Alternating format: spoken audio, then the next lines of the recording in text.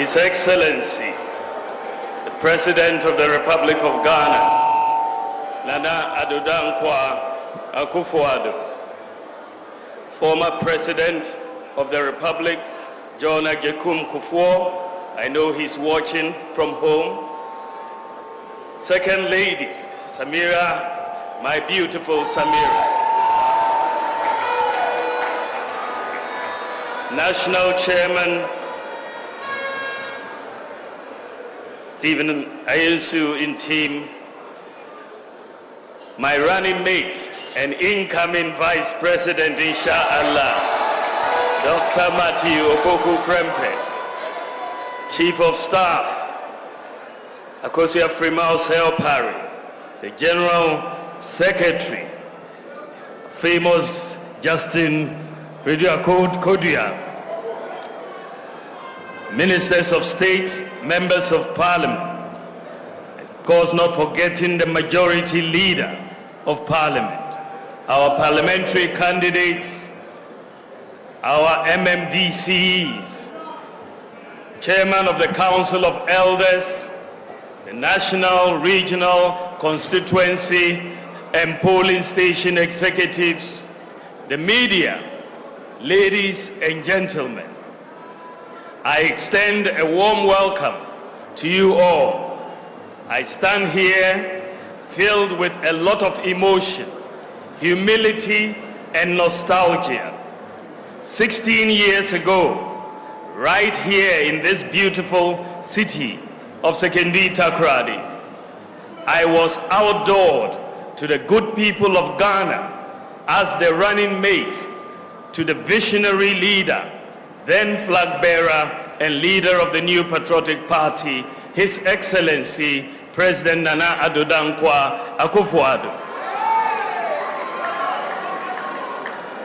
Today, I am privileged to return to Takoradi, this time against all odds, as the presidential candidate of the new Patriotic Party to launch the 2024 Manifesto of the party. With God, it is possible. In exactly 111 days from today, over 18 million Ghanaians will have the opportunity to decide on a new leader and parliamentarians to govern the affairs of state over the next 4 years. Fellow Kukurudites, the race is on, and I know, and you know, and they know that the momentum is on our side. Mansa. Yes, Grandma. Patch of a kettle, Nebra.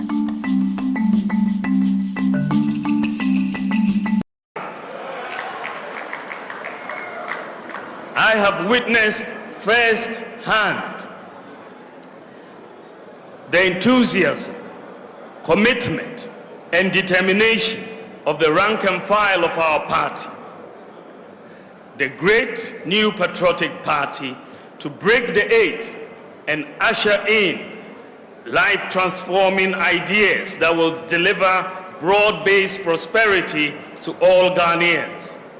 From my possibilities tour, I came across hope, expectations, and the belief that it is possible to transform Ghana and create a sense of pride in the Ghanaian.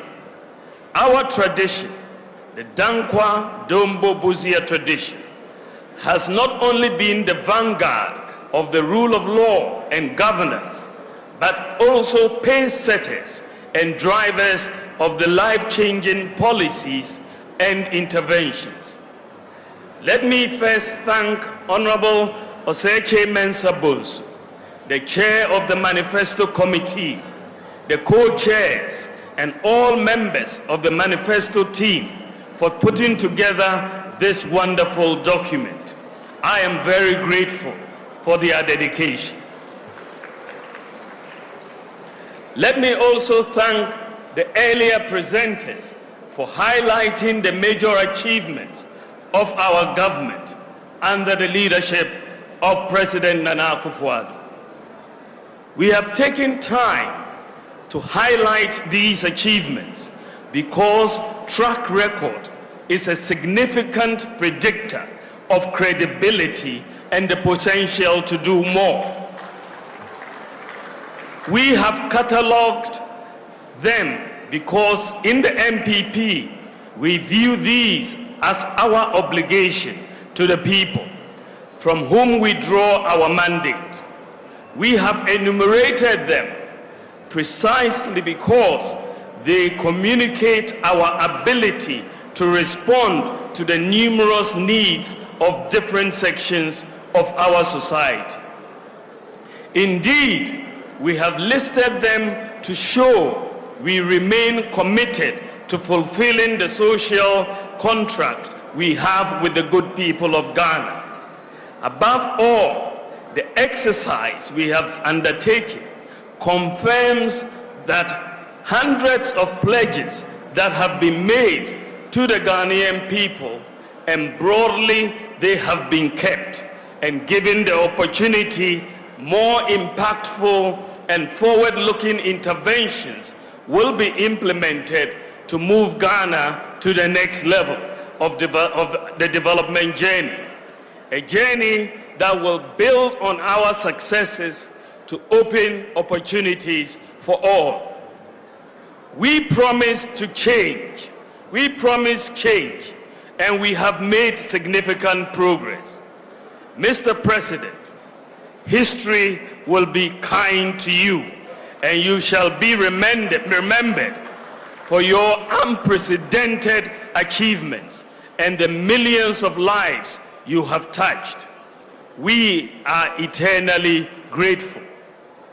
Ladies and gentlemen, if there was any doubt to believe, it is crystal clear from the data-backed account we have given that our overall performance and track record are superior to that of my opponent and his party in virtually every sector.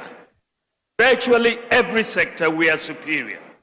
But I believe, as a former president and a proud student of history, he knows that. And that is one part of the reason why he is avoiding a debate. The other part, of course, is about the courage and the confidence to put what he intends to do differently this time around with the power he seeks, side by side to the vision I have for Ghana and the clear roadmap to getting the work done. That is the choice we are presenting to you, the Ghanaian voter, on December 7th. Ladies and gentlemen, notwithstanding our superior performance, there remains the fact that between 2020 and 2022, we experienced severe challenges triggered by the pandemic, which brought the world and our country to a thundering halt. The world experienced the greatest economic depression since the 1930s, with most countries recording negative GDP growth. Supply chain disruptions and the rising price of oil resulted in major increases in the prices of fuel, freight, and food across the globe. Indeed, Ghanaians were hit very hard by rising food prices, increased exchange rate depreciation, rising fuel prices, and rising transport fares. Our debt became unsustainable and had to be restructured. Bondholders saw a sharp decline in their net worth following the painful yet unavoidable debt restructuring program. We faced very challenging times, but with calm leadership and the support and understanding of the good people of Ghana, we have weathered the storm, and the economy is firmly on the path of recovery with increasing GDP growth and declining inflation. It is gratifying to note that our policy interventions have started yielding the desired macroeconomic results. Many economists and analysts have rightly stated that Ghana has turned the corner, but we know that for many families, the cost of living is still very high. The hardship is real, and we commit to doing more to relieve the difficulties Ghanaians are facing. We are equally committed to creating more job opportunities that will significantly reduce youth unemployment among the national population that has increased over 5 million in the last 8 years alone. We have created so far 2.3 million jobs, the most of any government in the Fourth Republic. But youth unemployment remains a major concern and that confronts us, and we are committed to doing even more. This is why, ladies and gentlemen, it is better to continue with a party that has created more jobs than any other in the Fourth Republic than go back to a party and a leader who, after 4 years of doom so, created more unemployment than any government in the Fourth Republic. Ghana needs bold solutions to deal with the challenges we face, and that is what I am offering in asking for the mandate of the Ghanaians. This manifesto that we are launching lays out our comprehensive plan to take Ghana to the next level of growth, prosperity, under a selfless leader with bold solutions for jobs and businesses. Ladies and gentlemen, my vision, as I have stated, is to create a tent big enough to accommodate every Ghanaian, to tap into the resourcefulness and talents of our people, irrespective of our different ethnic, political, and religious backgrounds, to channel our energies into building the kind of country that assures food sufficiency, safe, prosperous, and dignified future for all Ghanaians, to create sustainable jobs with meaningful pay for all, and for Ghana to participate fully in the fourth industrial revolution using systems and data. To realize this vision, we must collectively have a mindset of possibilities, not impossibilities. There is a critical failure of mindset that manifests itself in the absence of core values, patriotism, and principles within our society. We need to invigorate the can-do spirit of Ghanaians, to believe that we can even do better than we have ever imagined if we put our minds to it. For example, students from Mamfi Girls and Prempeh College have won international robotic competitions against their peers in the US, Germany, South Korea, and so on. Recently, Dr. Angela Tabiri from Ashaiman was crowned the world's most interesting mathematician after a global competition with some of the best mathematicians in the world. The mindset of possibilities must be inculcated in our children from home and school. This is why we are going to introduce a growth mindset curriculum in our schools to help students build critical skills such as problem solving, risk-taking, opportunity spotting, and design thinking. Ladies and gentlemen, we have experienced a major economic crisis, and with your support, weathered the storm. But we are not yet where we want to be. It is therefore very important to protect and expand our rebounding economy, to attain and sustain macroeconomic stability with low inflation, low interest rates, exchange rate stability, and low budget deficits.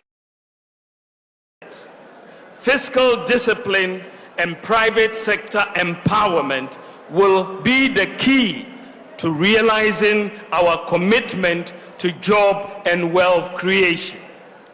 To sustainably reduce the budget deficit and interest rates, my government, inshallah, will enhance fiscal discipline through an independent Fiscal Responsibility Council enshrined in the Fiscal Responsibility Act. The Fiscal Responsibility Act will also be amended to add a fiscal rule that requires that budgeted expenditure in any year does not exceed 105% of the previous year's tax revenue. This will prevent the experience of budgetary expenditures based on optimistic revenue forecasts which do not materialize. Ladies and gentlemen, furthermore, my government will reduce the fiscal burden on government by empowering the private sector to do more. Fundamental to building any modern, prosperous society is ensuring that access to education and health is available to all, and that there is a safety net for the most vulnerable. Under the two-term administration of His Excellency Nana Addo Dankwa Akufo-Addo's government, I can say without any fear of contradiction that no past leader has done more to uplift the poor and the vulnerable in society than my boss. We put in place new ones and expanded existing social policies and programs for the masses across Ghana, like the free senior high school, free TVET, Agenda 111, one constituency, one ambulance, expanding school feeding, national health insurance care for childhood cancer, sickle cell patients, and kidney dialysis, and so on. I pledge to you that my government will protect and deepen all these programs that several millions of you depend on. From my interactions with the people, the three top major concerns of Ghanaians are the cost of living, jobs, and roads. The 2024 Manifesto of the new Patriotic Party prioritizes what you, the Ghanaian people, say are your priorities. The manifesto lays out a clear path of how we plan to solve these major problems, among others. That is why my government will make business and jobs our #1 priority. True to our philosophy, I believe the private sector has the capacity to provide jobs and create wealth for society. My administration will therefore incentivize and empower the private sector to do more in complementing government in the provision and management of many infrastructures and other public services. This can reduce government expenditure, increase efficiency and accountability, create competition, and improve maintenance. Yes, we have built more roads than any other government in the Fourth Republic, but we still have a lot to do. In the last 8 years, we have been deliberate in empowering Ghanaian contractors to undertake many major infrastructural projects that would otherwise have gone to foreign contractors. My policies will encourage the private sector to take greater responsibility in the provision and management of critical infrastructures, including building hostels, housing, and schools for government to rent or lease to own. The demand for roads construction is massive, and this has historically placed a huge burden on the budget. I will make it more attractive for the private sector to also finance construction, management, and maintenance of roads through PPP concessions. Also, I want to change our procurement culture drastically to tackle waste and corruption. My government will move towards leasing rather than outright purchase of goods such as vehicles, printing equipment, and so on. The private sector will have the responsibility for the maintenance of the equipment. With this approach, the budget can save very significant amounts in outright cash expenditure annually from various items across different ministries, departments, and agencies. The policy will energize the private sector to invest in their expansion and create many jobs. Enhancing the role of the private sector, along with fiscal and administrative decentralization, improving our systems and the way your institutions function, will lead to greater efficiency, cutting waste, and ensuring value for money in procurement. The move towards the private sector provision of many public services would create the fiscal space of at least 3% of GDP annually. That is 30 billion Ghana cedis annually. This represents a major paradigm shift. Additionally, an efficient system of governance will require even fewer ministers. Therefore, I will have no more than 50 ministers. Ladies and gentlemen, I come to our tax system. To increase government tax revenue, we have to reform and refocus the Ghana Revenue Authority towards broadening the tax base. Estimates suggest revenues amounting to 13% of GDP, or some 150 billion Ghana cedis in 2023, are not collected because people are outside the tax net. Many individuals, businesses find our tax system cumbersome and confusing. We want a tax system that is easy to understand, easy to comply with, and easy to enforce, softer on the taxpayer, and that is not subject to so much discretion. The next NPP government will introduce a very simple, citizen-friendly, and business-friendly flat tax system.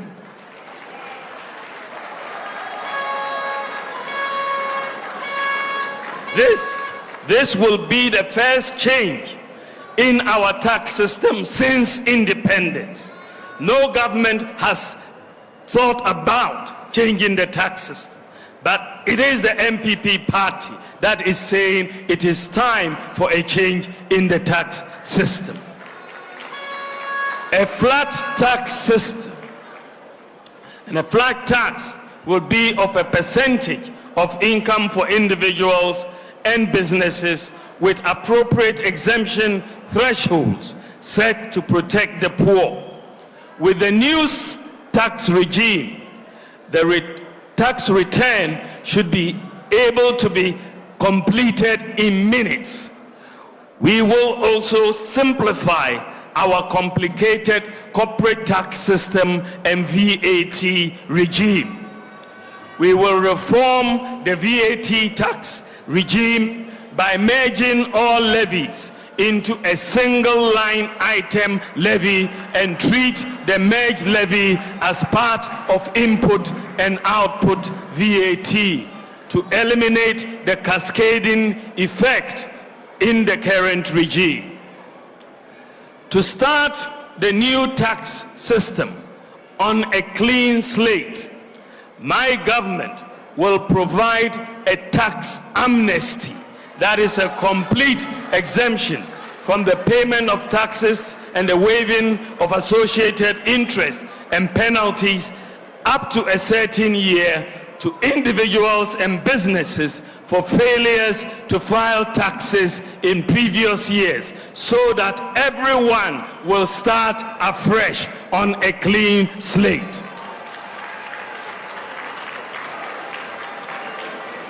In return, my government will expect the beneficiaries of this most significant gesture and such savings to be directly used in creating jobs. Our ultimate goal, ladies and gentlemen, is to move Ghana to a lower tax regime with broader coverage to stimulate greater economic activity and generate more revenue to the state.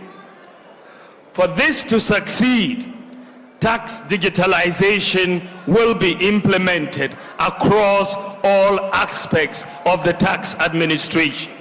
Everyone will be required to file tax, a very simple tax return, electronically through their mobile phone or a computer.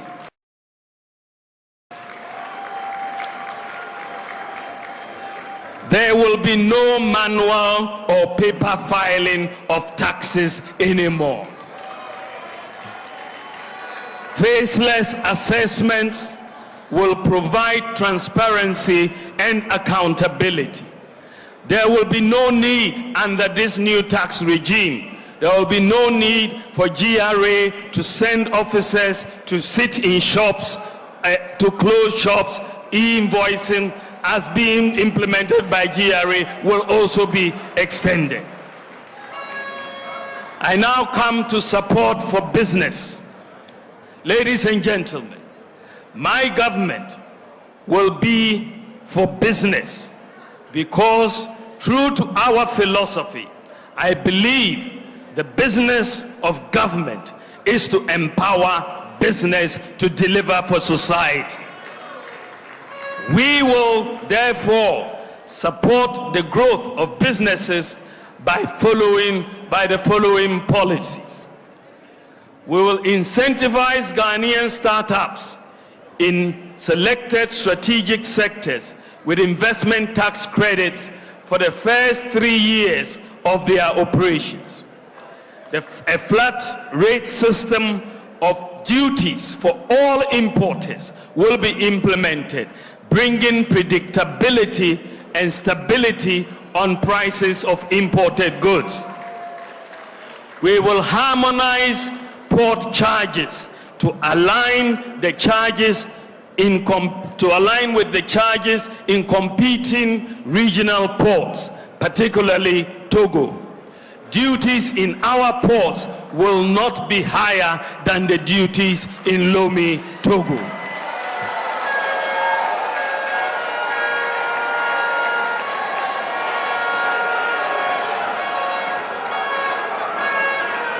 Ladies and gentlemen, very importantly, we will use the government's purchasing power to stimulate industrial expansion and business growth.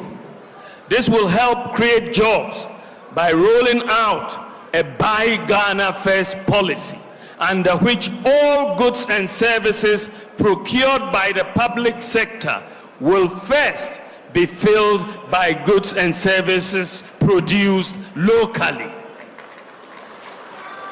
And we will back this by legislation.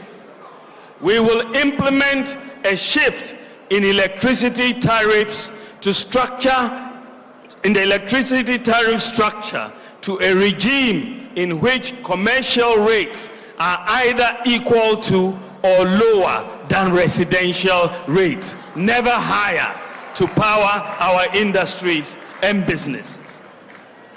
Ladies and gentlemen, we are also going to establish an SME bank to meet the special financing needs of small-scale medium enterprises, which will employ over 80% of Ghanaians. We will also complete the digitalization of land titling and registration to allow owners of landed properties to use their properties as collateral to raise capital for their business growth and expansion. We will create special economic zones in collaboration with the private sector at Ghana's major border towns such as Aflao, Paga, and Elubu to enhance economic activity, increase exports, reduce smuggling, and create jobs. Ladies and gentlemen, I come to the cost of living, reducing the cost of living. Another major priority of my government will be to reduce the cost of living. The world is facing what is commonly referred to as the global cost of living crisis. Even though the inflation has dropped by half this year, prices remain high. I want a Ghana where we can attain food security through the application of technology and irrigation to commercial large-scale farming. We will also promote the use of agricultural lime to reduce the acidity of our soils, enhance soil fertility, and get more yield from the application of fertilizers. Ghana has an abundance of limestone to do this. I will prioritize the construction of the Pualugu Dam by using the private sector financing to crowd in grant financing. Ladies and gentlemen, we will also ensure food security by stabilizing the prices of foods produced locally through financing and guarantees from the Development Bank Ghana and the Ghana Incentive-Based Risk-Sharing System for Agricultural Lending, also known as GESL. This will mainly involve upscaling the production of staple foods, investing in the preservation of staple foods, meat, poultry, and fish products, and establishing agricultural enclaves which will have irrigation, processing, and storage facilities in each region for crops or grains in which the regions have a comparative advantage. We will reduce the cost of transportation by promoting and supporting electric vehicles for public transportation. By the grace of God, I hope the first 100 buses that we will be introducing for public transportation will hopefully, inshallah, arrive before the end of December this year.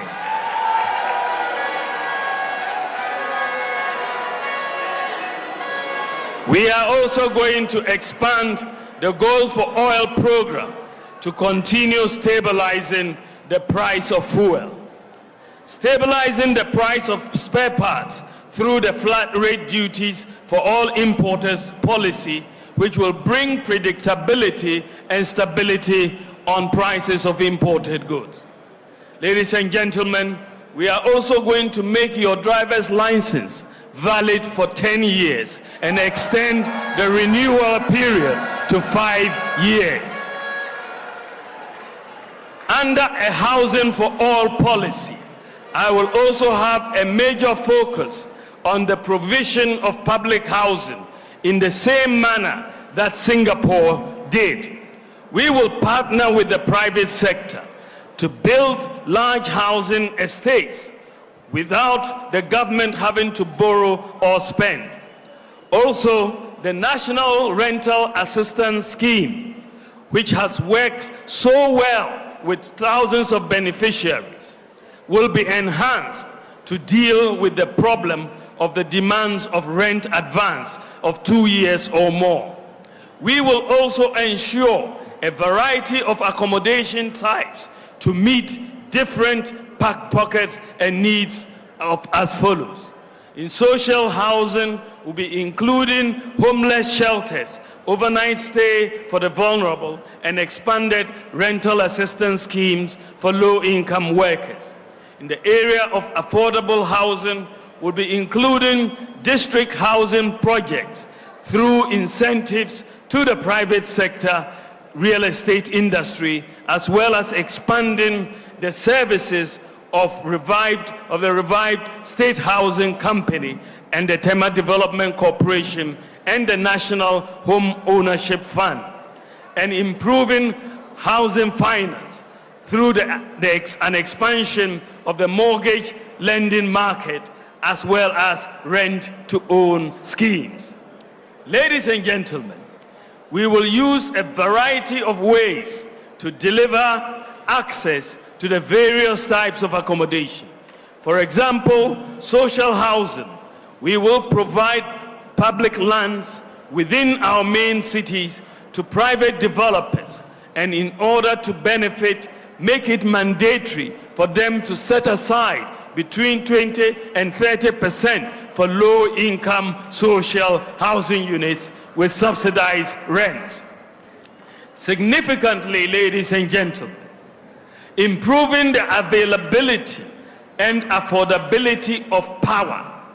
We will do this by bringing on board 2,000 megawatts of solar power and incentivizing users by buying access to power they generate from their solar systems and paying with free electricity from the national grid when they need power through net metering.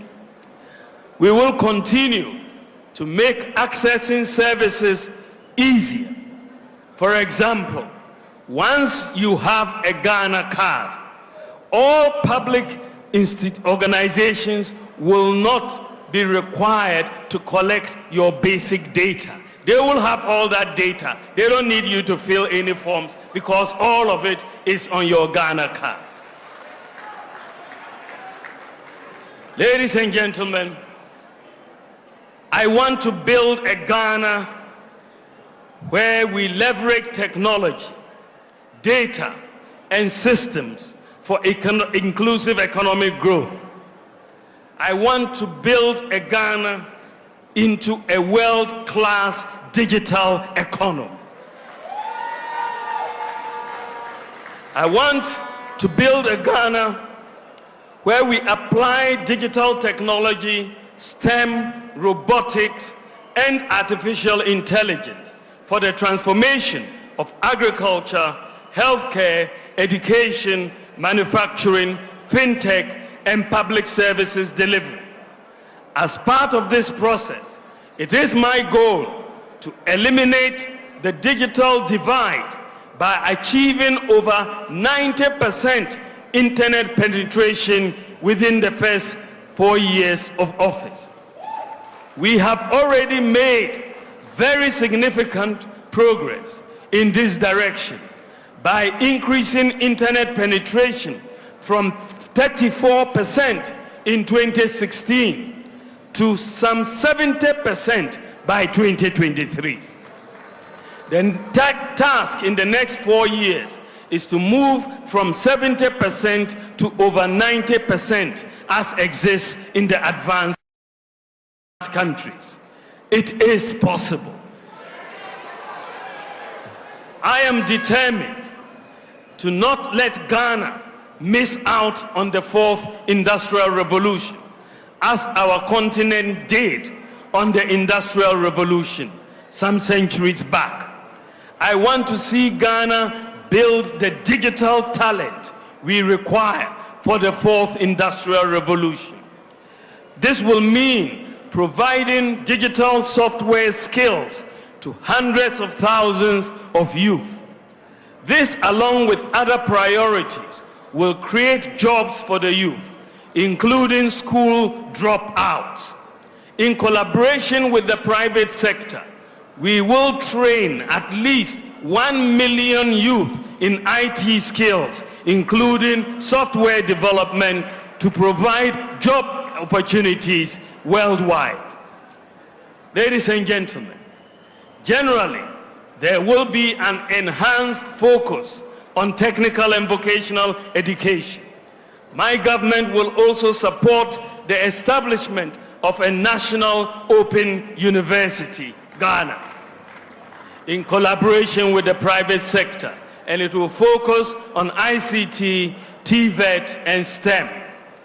Ladies and gentlemen, to prepare our children for the fourth industrial revolution, I will enhance the positioning of the educational system towards STEM, robotics, artificial intelligence, and vocational skills to cope with the demands of the fourth industrial revolution and job creation. My government will make coding and robotics standard in senior high school. Furthermore, to become a digital hub in Africa, Ghana's telecoms industry needs more investment. The cost of data for the ordinary Ghanaian has become too expensive. It goes against the very ethos of our digitalization journey.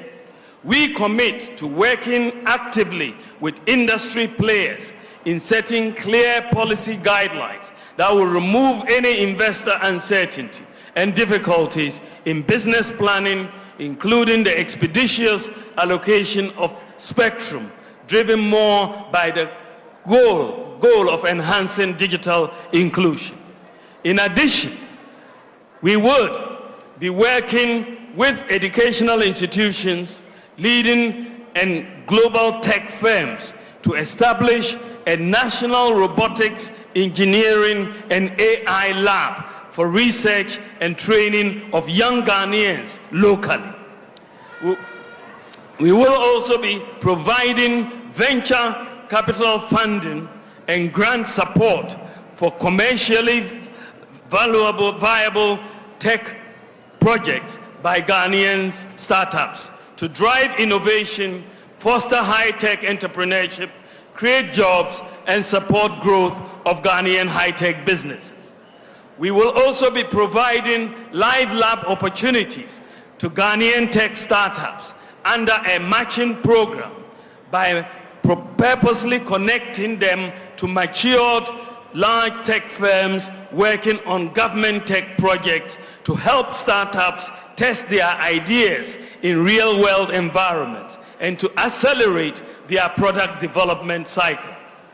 We will also be working with the Bank of Ghana to significantly expand our regulatory sandbox to admit more fintechs as well as regional fintechs. This will position Ghana as a multi-regulatory, multi-jurisdictional sandbox for financial payments interoperability. We will also be establishing a fintech fund with a seed capital of $100 million.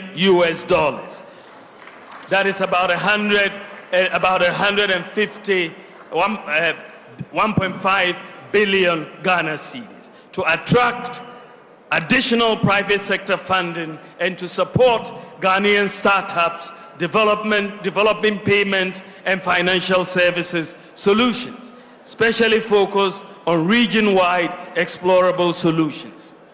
Ladies and gentlemen, we will also be implementing a digital residency, that is e-residency, for businesses and individuals in tech firms to register and operate within Ghana.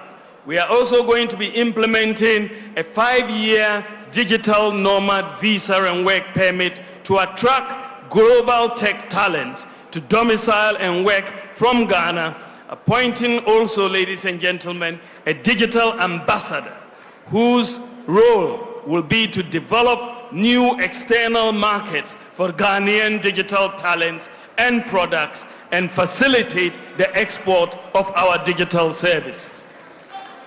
Ladies and gentlemen, we'll also be implementing comprehensive data interoperability across government platforms to enhance transparency and streamline services. We will be pushing further Ghana's leadership, led by my boss, Ghana's leadership role in achieving cross-border mobile money interoperability among other payment systems within the AFCFTA to enhance buying and selling within Africa's 1.4 billion consumer market. Ladies and gentlemen, we will also be creating a marketplace to streamline public sector procurement. As a result of the increase in fiscal space from the tax and expenditure measures we are going to undertake, we will be in a position to enhance the digital economy by abolishing the e-levy as well as taxes on mobile phones. We are also going to ensure in this digital economy that we are building that the Ghana card will not be required, that for any person who holds a Ghana card, you will not be required to fill a form to get a passport. You will just be required to pay your fee because all the information is on the Ghana card. Ladies and gentlemen, working with industry players, we intend to make Ghana a world-class digital economy and a digital hub of Africa. I now come to our natural resources.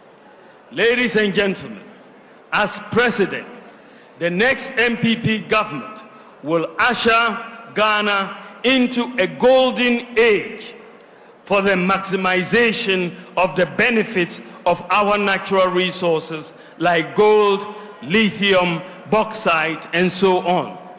The key to doing this is value addition and Ghanaian ownership. As we have started with lithium, we need a new paradigm in the natural resource contracts that sees more of the benefit accruing to Ghana. Some of the key policies that we will implement to maximize our benefits from our natural resources include formalizing and regularizing and regulating environmentally sustainable small-scale mining. Our goal would be to help grow the small-scale mining companies into large-scale mining companies with the capacity to building and assisting them to access financing to acquire equipment. In line with this, we will license all miners doing responsible mining. District mining committees, including our chiefs, will provide initial temporary licenses to the miners. Every Ghanaian in small-scale mining will register under the Ghana Small-Scale Miners Association with their Ghana card. We will, in collaboration with the large mining companies, convert abandoned shafts into community mining schemes. We will also open new community mining schemes, and district mining communities would be responsible for reclamation and replanting. We will also set up state-of-the-art common user gold processing units in mining districts in collaboration with the private sector. We will also conduct an audit of all concessions with various licenses and new applications. This will allow government to know licenses that have expired and non-compliance with the existing license conditions are in non-compliance. My government will establish, in collaboration with the private sector, a minerals development bank to support the mining industry. My government will also reduce the minerals export tax to 1% to discourage smuggling and encourage more production.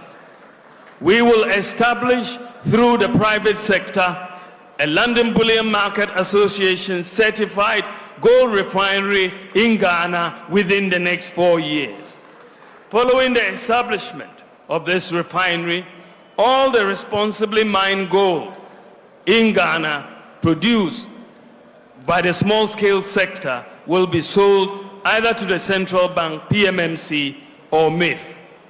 We will make available proven reserves data from the Geological Survey Authority to small-scale miners to help deal with the associated problem of trial and error digging for gold, which destroys our environment.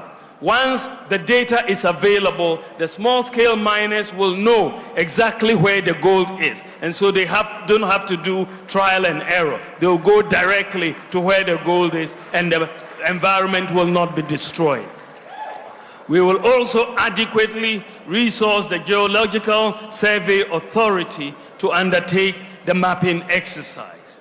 We will also scale up the use of mercury-free gold catcher machine technology, which is less damaging to our environment. Ladies and gentlemen, I come to an important subject matter of stabilizing our currency.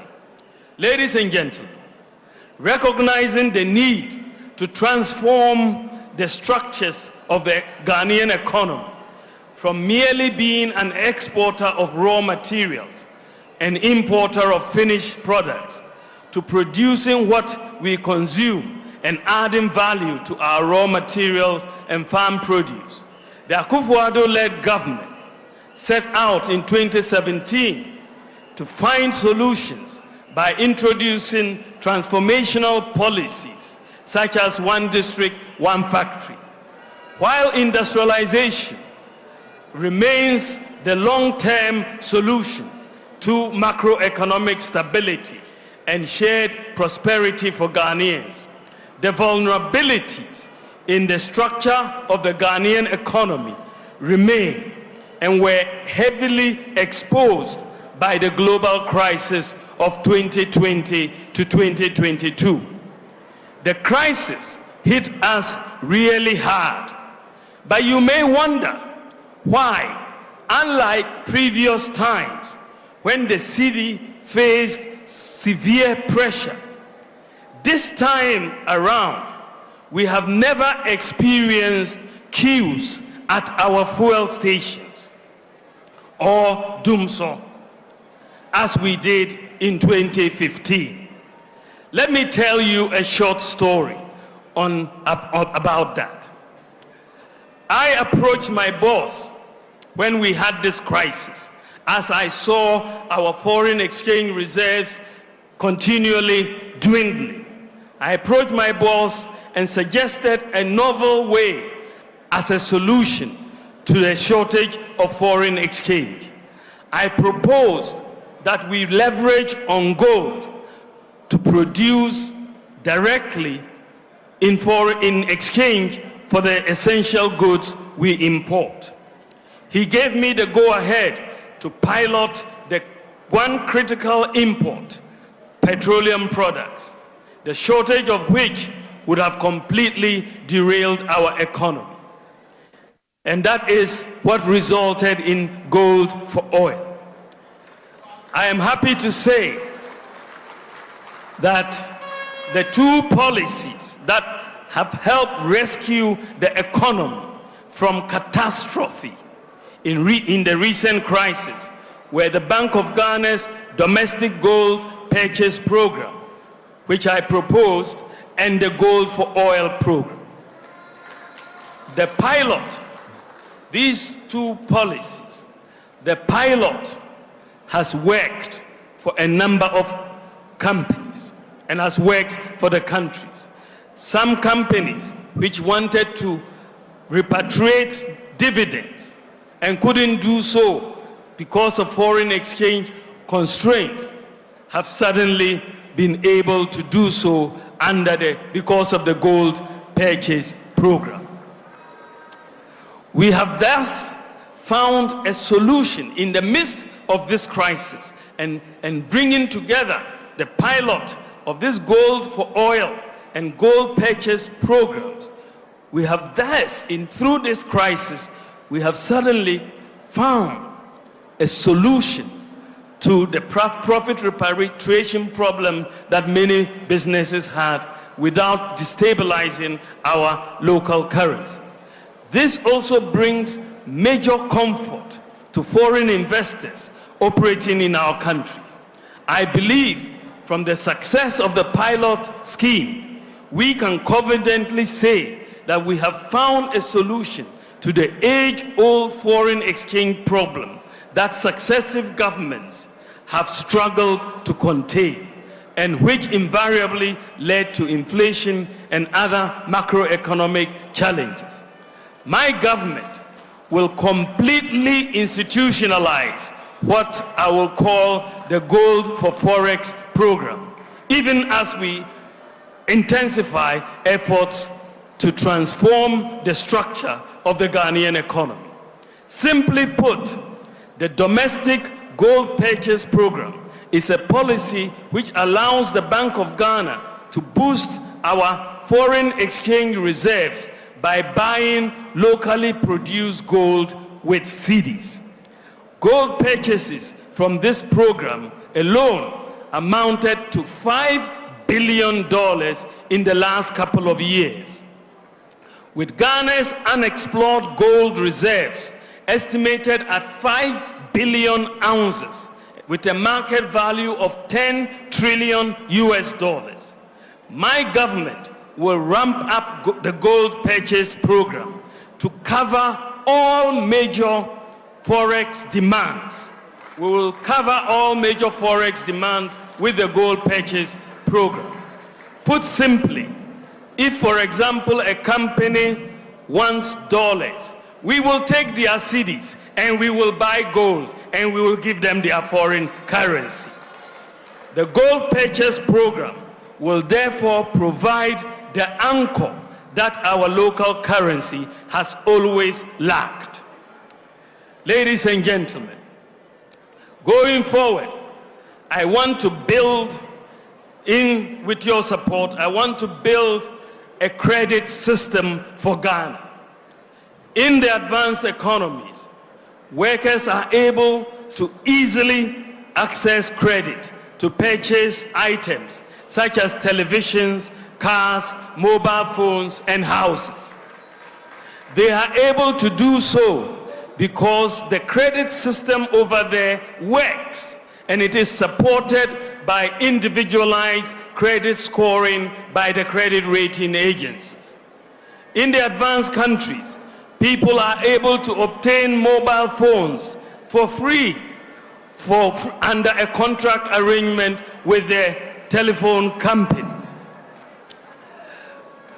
But people with the impossibility mindset don't understand that these things are possible. In Ghana, such a credit system is yet to develop, and therefore life is harder for our workers. It is our goal to make it easier and cheaper to access credit by leveraging our data and our systems, such as the Ghana card, the Ghana Post GPS, mobile money interoperability, Momo accounts, DVLA, GRA data, bank accounts, and so on, to build an efficient credit system and a mortgage market in Ghana underpinned by an individualized credit scoring system and the digitalization of land titling and transfer.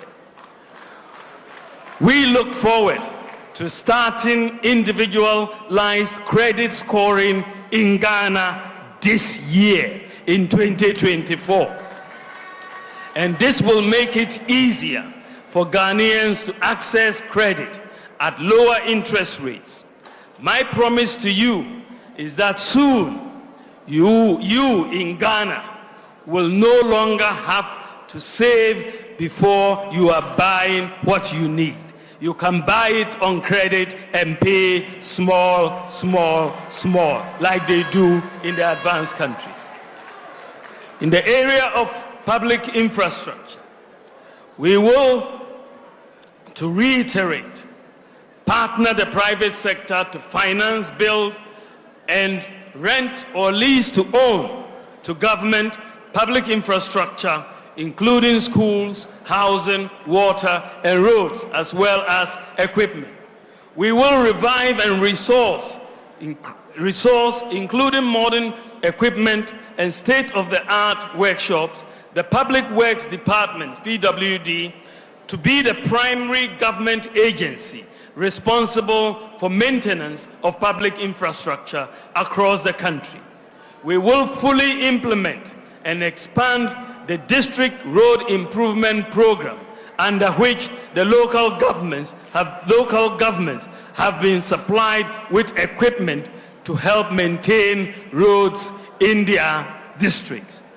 This District Road Improvement Project was the brainchild of the NPP government and not anybody else. We have brought it and nobody should try to claim credit for it. Through partnerships with the private sector investors, we'll develop the railway network across the country based on the master plan with strategic focus on the western and eastern lines in the medium term. These two lines are of high economic importance and will be prioritized for development and completion under my government by the grace of God. The eastern and western railway lines.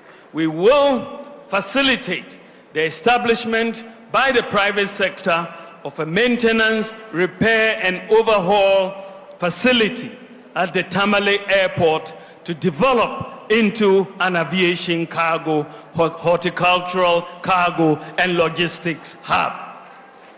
We will also commence the development of the much talked about by us in our last manifesto, the development of the Cape Coast Airport, for which funding has been secured under the Korean $2 billion facility, which we will serve both the central and the western regions.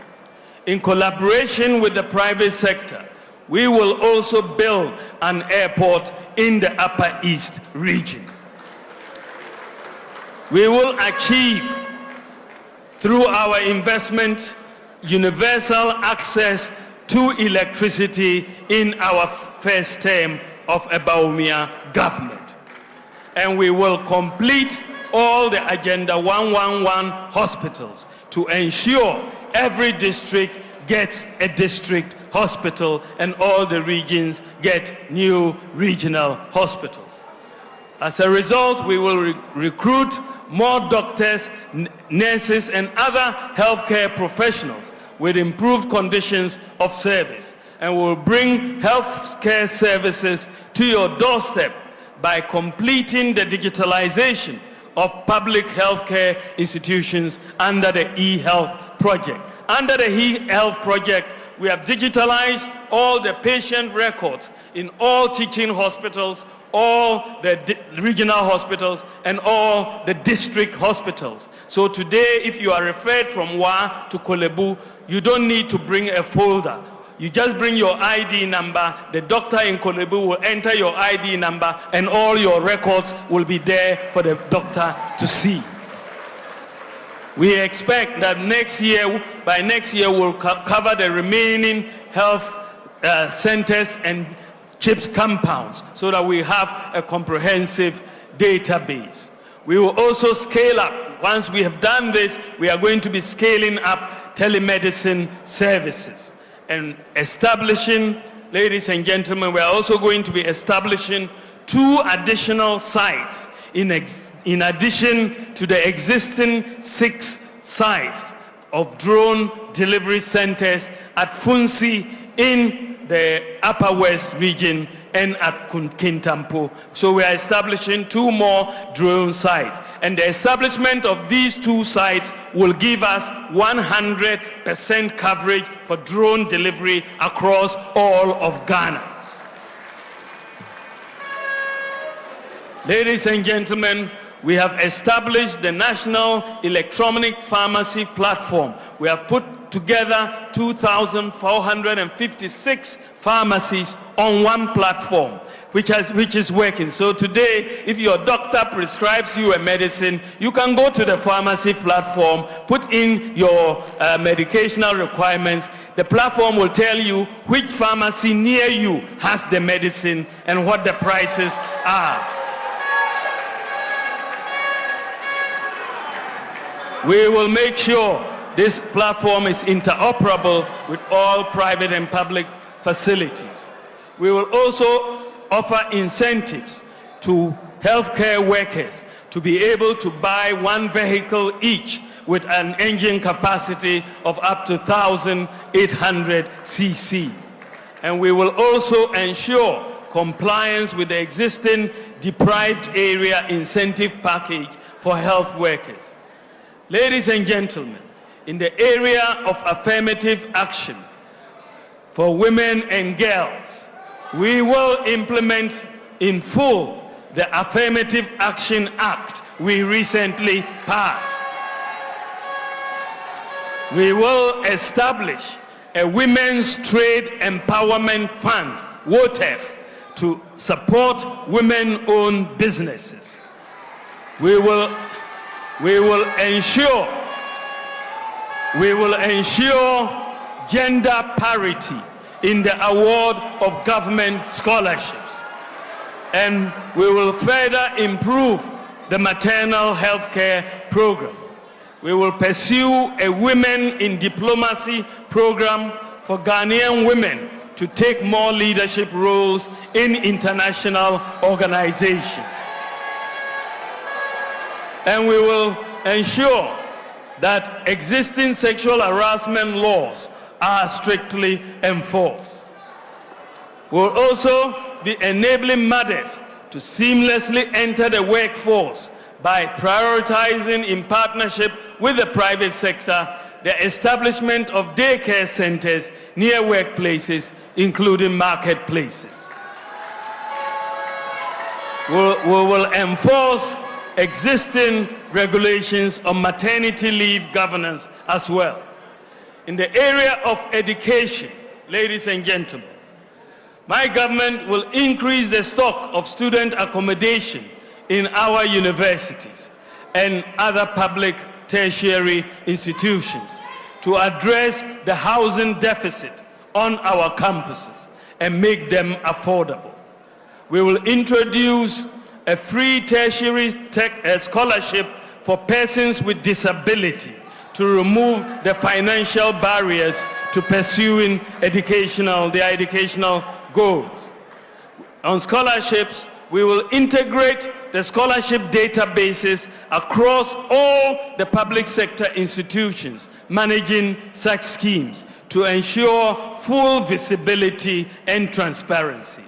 We will expand eligibility for the student loan scheme to include all post-secondary students, including certificate and diploma programs. We will prioritize and direct a significant proportion of national scholarship schemes towards training and skills development in STEM as well as other needed skills in Ghana. We will implement in full the centralized application processing service, CAPS, for tertiary institutions. Under this, you will apply once and pay once. As I already said, we will establish a national open university.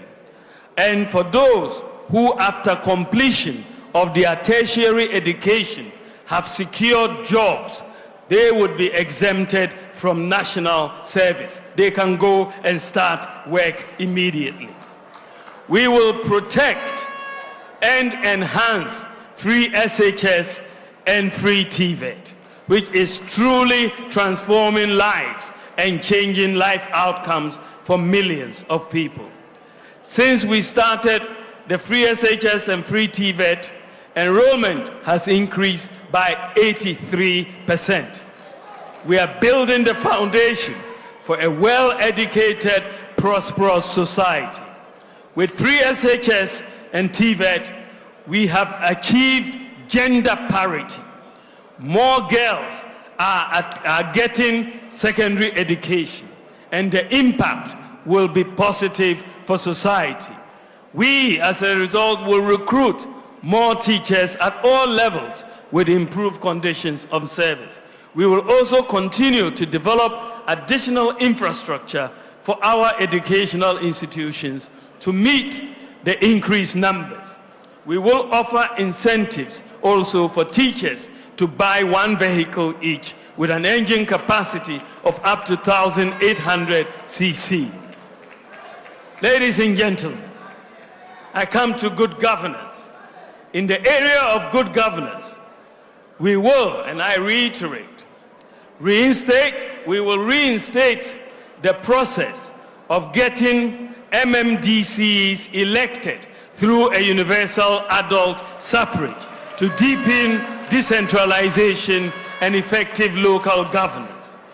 We will delink the creation of districts from constituencies to bring an end to the automatic increase in the size of parliament.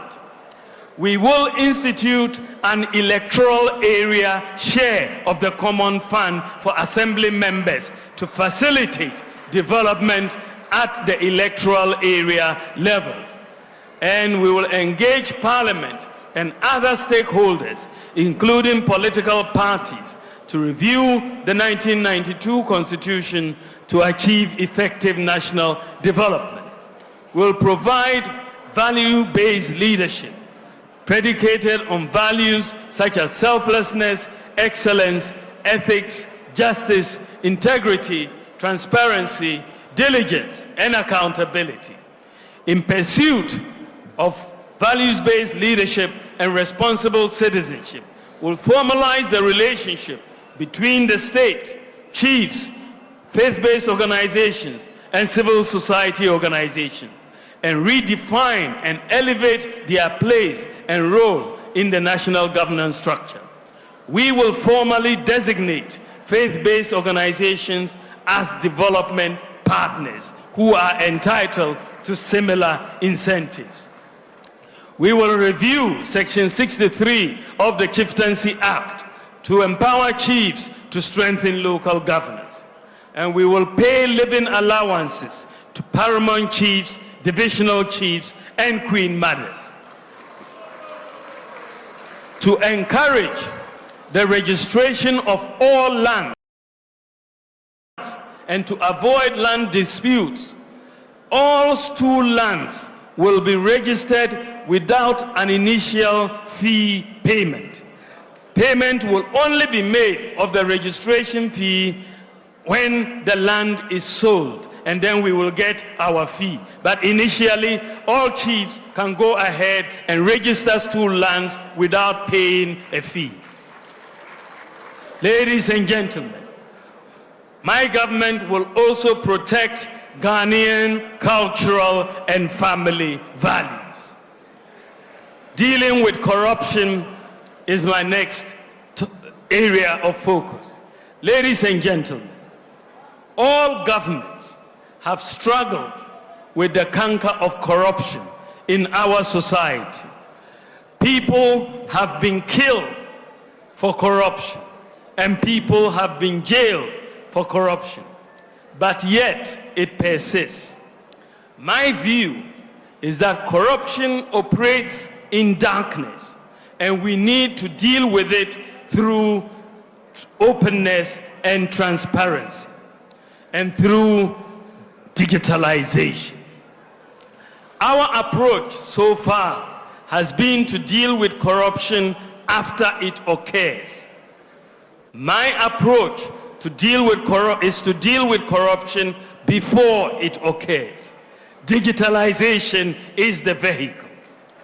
The Ghana card has enabled us basically to eliminate ghost workers from the Controller and Accountant General payroll, also from the SNIT payroll and the National Service payroll. Using the Ghana card and the elimination of ghost workers in SNIT and the National Service Scheme, we have saved 800 million Ghana cedis in just these two institutions. One of the most potent weapons against corruption is transparency. Many corrupt activities are cash-based. Apart from the obvious benefits of moving in the direction of a cashless society, the literature does indicate that more electronic payments are used in transactions as opposed to cash. The more that is done, the more there is traceability, and therefore the less corruption.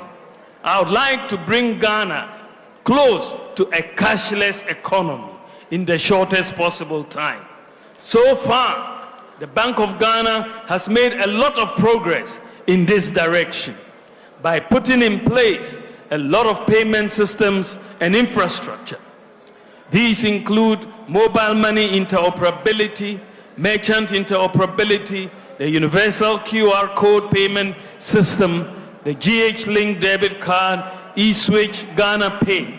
We have put in place the necessary infrastructure to go cashless as a country. Recently, the Bank of Ghana has completed a pilot of the digital version of the Ghana cedi in Seshwiwi also. This is known as a central bank digital currency, or the e-cedi. The e-cedi is designed to work online and offline and will be launched by the Bank of Ghana in due course. The e-cedi will be the ultimate weapon in our fight against corruption because it will provide transparency, reduce the risk of fraud, robbery, tax avoidance, and money laundering, since it will be easy to track the movement of money and identify suspicious activity. The e-cedi will quicken the pace of Ghana's move towards a cashless or a near cashless society. We will also, ladies and gentlemen, implement blockchain technology and smart contracts for secure data exchange and transparent government services. Employing a distributed ledger technology improves transparency and efficiency. This will make all government transactions permanently traceable and not subject to alteration. I want Ghana to be the first country in Africa and one of the few in the whole world to become an all-government blockchain government. Ladies and gentlemen, in the area of care for the elderly, we will pass the Unaging Act for the care and protection of the elderly. We will promote geriatric care training programs to address the growing need for elder care. We'll implement policies on the establishment of home care, nursing homes, and rehabilitation services, including assisted living and old age community living. We will create elder-specific social assistance schemes to cover those not currently covered by existing programs such as LEAP. In the area of the environment, ladies and gentlemen, we will enhance the protection of our forests and biodiversity hotspots. We will restore our forests through a reforestation program by targeting 30,000 hectares of degraded areas for reforestation and plantation development annually, establishing 1,000 hectares of bamboo and rattan plantations annually for watershed protection and plantation development. We are also going to be providing tree seedlings and plantation suckers in a minimum of 1,000 communities to enhance national reforestation and plantation development programs. We will protect and preserve our water resources by vigorously protecting both surface and underground sources, by ensuring that the provisions of the water use regulations are adhered to. We'll protect transborder water sources, notably the Volta River, and we effectively manage all water basins in Ghana. With our mining policy, we believe that we are going to be able to deal with galamsey, and that will help us protect the environment.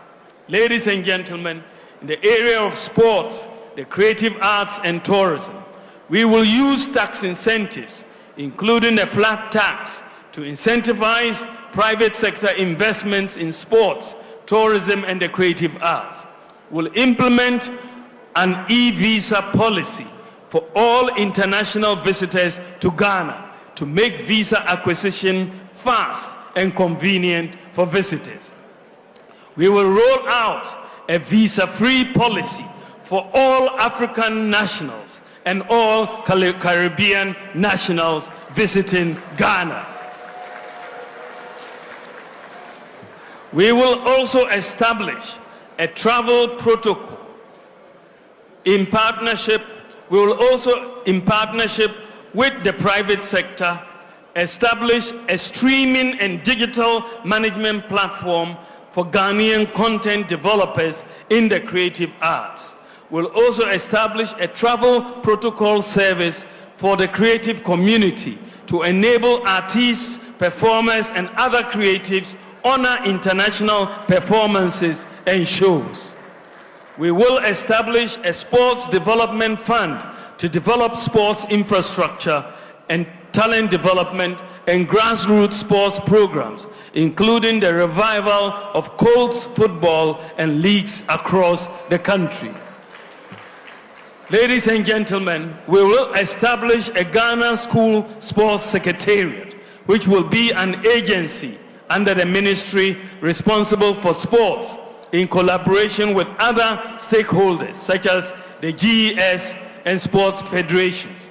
My government will seek school-level collaboration with international sports bodies like the NBA and the NFL to make Ghana a hub for these emerging sports in Africa, to create more opportunities for young people. We have already tried this with the NFL, the governing body for American football. We will, ladies and gentlemen, also upgrade the surfaces of our football pitches to meet the highest international standards. And so we will be seeing an upgrading of the stadia in Kumasi, Accra, Cape Coast, Tamale, and Esipong to make sure that they meet the highest international standards. My government will also implement an effective maintenance module for our sports facilities. We will continue the construction of astroturfs for every constituency to boost the development of our talents, including juvenile football. We have increased astroturfs from 3 that we inherited to over 150 in 2024. We are going to start an Operation Olympics Glory program by dedicating resources towards the preparation of our athletes and their readiness for the 2028 Olympics in Los Angeles, USA, including where necessary, targeting specific sports for medals.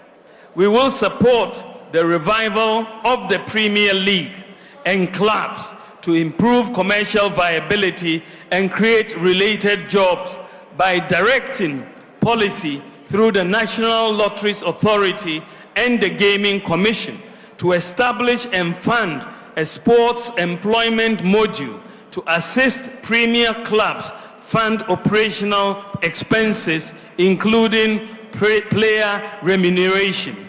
And also we will provide a bus to each Premier League club. And we will build 6 5,000-seater capacity stadia for the new regions, the 6 new regions, and we will build a standard stadium for Sunyani because of their love of football and the many clubs in Sunyani. We will promote school sports by establishing a Ghana School Sports Secretariat to create more opportunities for young people in sports and collaborate with international bodies, as I said, to make Ghana a hub for emerging sports.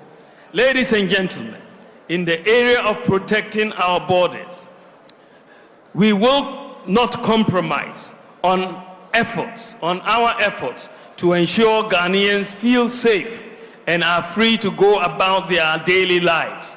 We will therefore continue to keep our borders protected, our communities and neighborhoods also safe. We will complete the 15 forward operating bases at our border frontiers of Ghana. This will allow the military to swiftly respond to any external hostilities and threats posed by terrorists in the sub-region. We will continue equipping Ghana's security services to build their capability in protecting the nation. And we will also focus on equipping the prison service as well as the fire service. We will deepen the cooperation of our neighboring states and the international community in the fight against violent extremism. We will recruit and deploy 20,000 more security personnel to enhance the visibility and strengthen the human resources of our security services. To make our neighborhoods safe, we are going to roll out 50,000 more anti-crime cameras, the CCTVs. And so far, we have rolled out about 11,000 CCTVs. But many districts and regions, many district capitals and regional capitals are not fully covered. So we ask national security to undertake an exercise to tell us what is needed so that we can see what is happening in every public street, in every regional capital and every district capital, every day and every night. They came back and told us they needed 50,000 cameras, CCTVs, for us to be able to accomplish that directive. And my government will provide the 50,000 CCTV cameras so that we have complete visibility in all our regional capitals and all our district capitals to basically make sure that if you commit a crime, we are going to catch you. Ladies and gentlemen, we'll also roll out more body cameras for the police and other logistics. I believe that we can find, ladies and gentlemen, a broad, find broad contours of a national development plan for which we can find consensus in areas such as education, healthcare, industrialization, and so on. I will support such a consensus national development plan. Specifically, I propose that we can amend Article 87 of the 1992 Constitution, as well as the NDPC Act, Act 479, to mandate political manifestos, political party manifestos, and consequently the economic and social policies of governments, as well as budgets, to be aligned to agreed broad contours in specific centers. The current Constitution was designed for political stability, and it has achieved that. We need to amend it with the help of Parliament to align it more to national development. In that context, we are committed to the process to amend the 1992 Constitution through public consultation, with a key emphasis on the election of MMDCs to deepen democratic decentralization, ex gratia, and so on. Ladies and gentlemen, I want to build a nation that cares for and invests in the vulnerable, like persons with disabilities, the aged, the street kids, the lepers, cerebral palsy patients, and so on. In cooperation with faith-based institutions and the private sector, my government will also focus on special needs. To start with, we will recruit 1,000 special needs teachers and retrain teachers on how to work with special needs students. We will also train more speech and language therapists and occupational and behavioral therapists. We will also set a quota for the recruitment of persons with disabilities in all government recruitment, and also provide incentives for the private sector to recruit persons with disabilities. Now to the youth. To the youth of our country, kindly lend me your ears. I have been to you, and I have listened to your concerns and soaked your aspirations. I want to assure you that I am for you. Our nation is at a crossroads.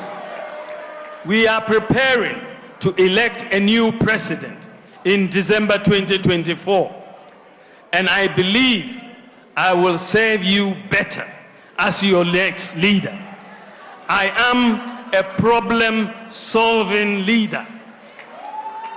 In the last 7 years, I have, with the blessings of President Nana Akufo-Addo, led and championed initiatives to address some of the fundamental problems in the public service delivery area.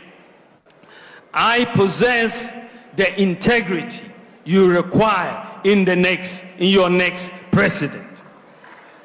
I believe that the Almighty has blessed me with a fortitude of character to ensure the implementation of bold solutions for our future.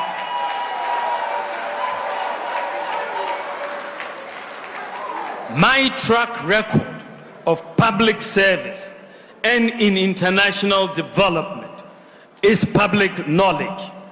My entire career, from academia through to the Bank of Ghana, the African Development Bank, and my current role as Vice President, has been anchored on competence, diligence, and efficient and effective management skills that have contributed to my ability to see projects through to completion. I am determined to make your future my business if you give me the mandate to serve you.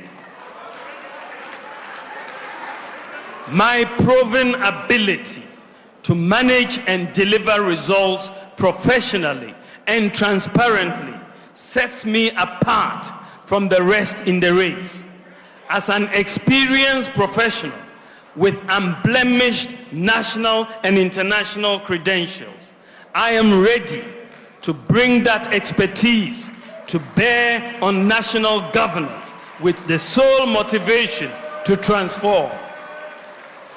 The NPP delegates resoundingly gave me the mandate to lead the party based on my performance and the delivery of major signature projects and programs and vision. Given these and my verifiable personal integrity, I humbly ask you, ladies and gentlemen, that you hand the steer to me.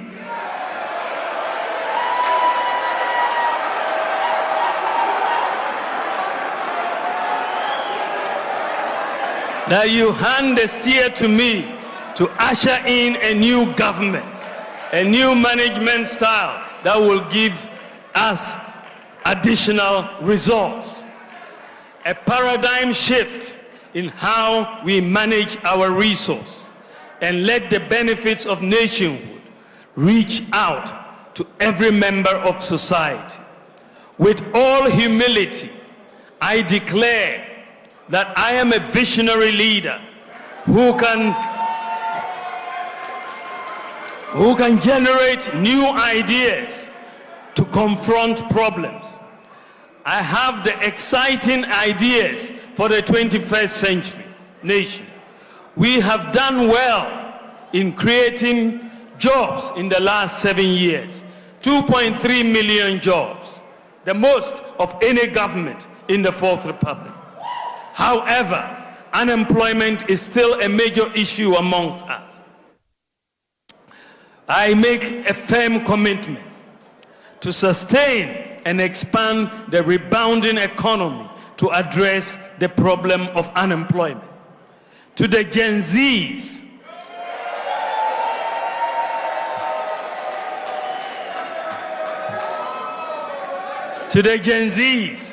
I am well plugged into the new world you belong, and I know the keys to press to unlock your potentials within. I am your plug to your dreams of a prosperous Ghana. I am your plug to creating opportunities and decent paying jobs. I shall offer you a problem-solving leadership built on my values of integrity, compassion, and sincerity. To this end, I have presented for your consideration our manifesto for 2024. The manifesto is giving. It is giving hope. It is giving ideas. It is giving jobs. It offers the opportunity to create a new generation of entrepreneurs through my business support initiatives. It strives to make Ghana a fully digitalized nation in which you are able to access public services with ease. It incentivizes the private sector to expand and deliver good jobs. Ladies and gentlemen, I believe that as Vice President, the policies I have championed or initiated have impacted or will impact the lives of virtually every Ghanaian. I have, with the full blessings and support of my boss, promised and delivered on many groundbreaking policies that are happening for the first time in our history. These include championing the Ghana Card, Agenda 111, e-pharmacy, Ghana.gov, one constituency, one ambulance, Zongo Development Fund, paperless ports, motor insurance, database, renewal of NHIS on your mobile phone, the Ghana Card number as your TIN number, SNID number, NHIS number, zip line, delivery for drones, gold for oil, gold purchase program, and so on, and so on, and so on.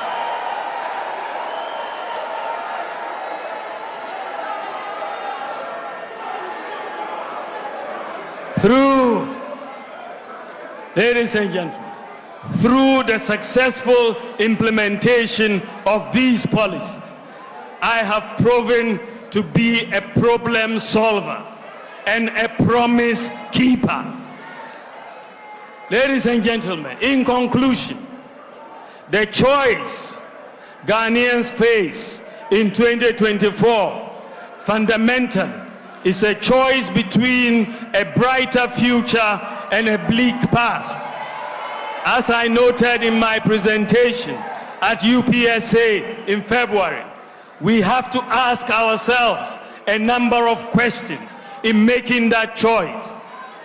If you want someone you can trust to come up with innovative and impactful ideas to transform Ghana, then it is Dr. Bawumia.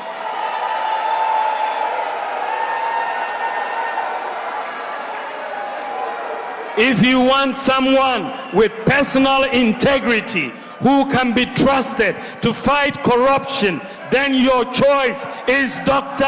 Bawumia.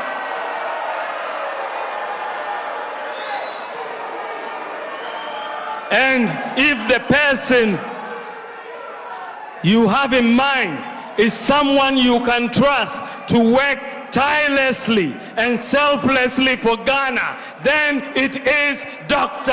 Bawumia. If you want a leader with a proven record who you can trust to create jobs for the youth, then it is Dr. Bawumia.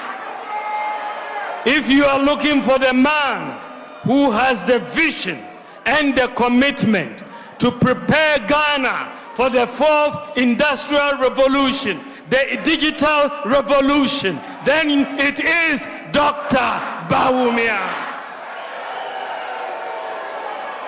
If you are looking for the man who is more committed to protecting and using the natural resources for the benefit of Ghanaians, then the answer is Dr. Bawumia. Who will be more accountable to Ghanaians? A one-term president like my opponent, or a person who can look to a long-term development of Ghana, because he will return to you after 4 years to render an account for the long term? It is Dr. Bawumia. Who can you trust? Who can you trust to protect free senior high school education? The answer is Dr. Bawumia. Who has demonstrated to the development, who has demonstrated a commitment to the development of deprived communities like our inner city communities and the Zongo communities? It is Dr. Bawumia. Who can you trust? Who can you trust to provide bold solutions to improve our economy, create jobs, and improve social protection? It is Dr. Bawumia. Ladies and gentlemen, I am determined to make a difference, a positive difference. I am determined to use the experience I have earned over the last 7 to 8 years from the challenges and the priorities we have tackled, from the successes we have chalked, to the hard work to succeed with you on the priorities that I have laid before you today. I will work for you, with honesty and integrity, with wisdom and decisiveness. I have clarity of mind as to what I want to do from day one as president. I will not ask you for a honeymoon to cool off and think about what to do with the responsibility you give me. I am prepared and ready to serve. You know what I stand for. You know my vision. I believe in the ingenuity of the Ghanaian. Together we can succeed in building a progressive society of possibilities, enterprise, compassion, open opportunities, and shared prosperity for every Ghanaian, born rich or poor, born in the north or the south, born Christian or Muslim, born a girl or a leper or a boy, a leper or a disabled person. I have never been president of Ghana before. I am presenting myself to you for the first time to ask for your precious vote to serve you as your president and to continue the development agenda of the NPP. When you make me president, inshallah, I will implement my own vision that I have outlined. In all humility, I will ask you to give me the opportunity to become one of the most impactful presidents in Ghana's history. In conclusion, dear Ghanaians, what I have presented today are just highlights of our manifesto. There are many more details and policies that are found in the full version. I implore you and entreat you all to read the full manifesto. This manifesto we are launching today is a manifesto of hope, a manifesto anchored on bold solutions to usher in the golden age of good governance and accountability, and a manifesto of possibilities focusing on quantum leaps in jobs and prosperity. Our positive mindset is built on a strong track record of innovations and achievements. Unlike our friends who regard every life-changing policy proposal as impossible, we in the NPP see possibilities. We innovate, deliver, and prosper. I mean to deliver for you and your family, for your future, for your business. Indeed, Bawumia means business. I thank you for your support, your prayers, and with God's guidance, we can win together. It is possible. Thank you for your attention. God bless you, and God bless our homeland as we launch our manifesto.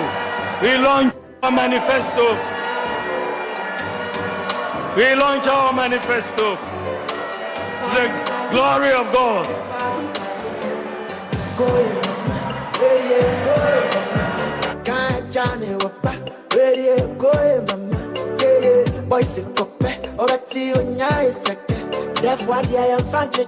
That's why I am Francis.